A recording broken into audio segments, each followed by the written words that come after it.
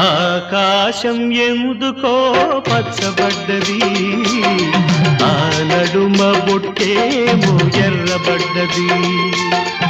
ఆకాశం ఎందుకో పచ్చబడ్డది, ఆ నడుమ బొట్టేమో ఎర్రబడ్డది.